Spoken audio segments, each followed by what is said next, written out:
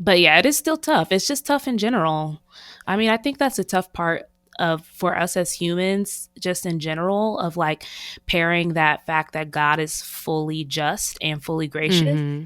and the fully just part too. Like, I mean, justice sometimes requires some like kind of squeamish things to think about, Yeah. and so a God that's fully just, that is like that's getting to another level that for us in our human minds who don't understand full justice because we are not like we don't have that full understanding that God does, like it some of that can be hard for us to swallow.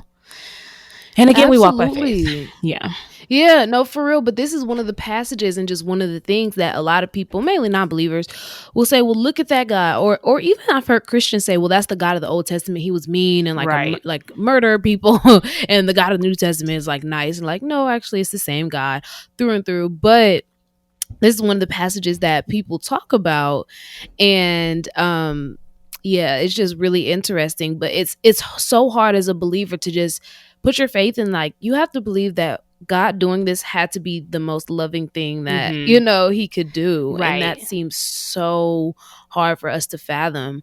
But that's that faith factor, and I'm sure if we would have taken more time to dive deep and realize what was going on, it would even make a little bit more sense to our logical mind. But oh, it's real.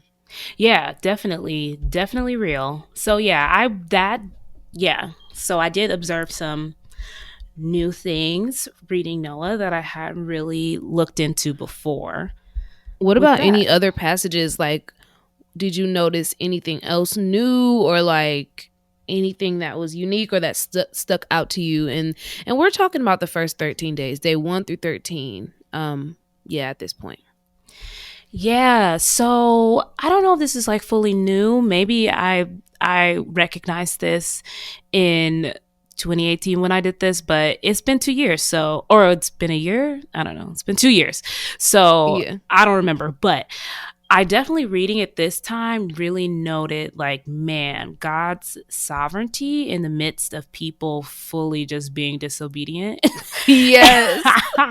And like God keeping his promises while simultaneously Ooh. still letting people experience the consequences of their disobedience. And you just see that in like Abraham's whole family and their whole story, Yeah. like just starting from like he can't figure out going somewhere and not calling his wife his sister, and you're just like, Right. actually just like fully don't do that, like you just have literally done that so many times and I literally need you to Yeah. stop. I just need you to stop. I just need you to Yeah, that's just literally not do that. like, just don't, like, you're it's so crazy because I posted about that on our Instagram story. Follow us at brown girl bible underscore, shameless plug. But I posted about that, about how disappointing that is, how relatable the Bible really is, because it's like this man, your husband, who's supposed to protect you, supposed to love you. Mm. Like, we really put these Bible characters on a pedestal like they're not people. Like, your actual husband, like the man you took your vow to, the man you submit to for your whole life, the man, like, he's supposed to protect you. And this man literally is just setting you out, like, because he's afraid, like truly lying Yeah, because he's scared, fully. and to your detriment. Like, That's if so like hurtful. neither of us are married, but like, if you can't relate to that, that's so real. And it's just crazy how he really was going to just be like, well, that's my sister, y'all, Loki can just take her. And also, I noted how the Lord stepped in on her behalf. Yeah, for real. And that's so encouraging too. Like, even if you have some bad leadership over you, or not bad leadership, but leadership that has failed you, that is failing you, has failed you, which we all do, whether it's your parent, whether it's your boss, whether it's your covering, your husband, your spiritual covering, your church, whatever situation, your political people, um you can literally, like, the Lord literally will step in to protect you. Like, that's what I took from that, and it was so comforting. And I bet you, especially for wives, like, when you're married, like, your husband's just gonna fail you all the time because he's a human being. You're gonna Yeah. fail him as well. But I bet you that's so comforting for all of us, for real, just to be like, the Lord will step in and protect me even when this person fully is a coward and lies. And I feel like that is so thematic throughout all of this like past 13 days, and I especially noticed it for women. Like, first of all, Abraham and his descendants have this scheming vibe, which I love a scammer. I fully, You love a scammer. Please, we love a like, scam. what's the podcast that you listen to about scams? Shouting out another podcast. It's called Scam Goddess. It's Mm-hmm. very funny. Listen, it's not fully PG, but you will learn about some very interesting scammers throughout history. So that's fun. But Okay. they really were scamming like hardcore. And it resulted in like women just being so hurt. Like for Mm. Sarah, just like fully about to be like, have to marry some random kings because Noah was, Right. I mean, yeah, Abraham was out here lying. And Mm-hmm. Right. then for I think for Hagar too, this wasn't exactly a scam, but for Hagar too, just like Abraham and Sarah just fully not believing God, like what he says. And so just like Yeah. treating this woman expendably, like, well, sleep with her. And then they do Right. it and then they just don't want to treat her right. And like, I always, every time I read Hagar's story, I'm like, I don't know why I relate to it. That has not happened to me.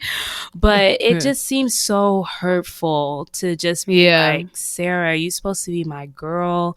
Like, I did this for you, like, and then just to be discarded like that. And God comes in and redeems that. And then what I didn't notice, what I, in reading this time too, with Leah and Laban, her dad really just set Mm-hmm. her up to be hurt for the Yeah. rest of her life.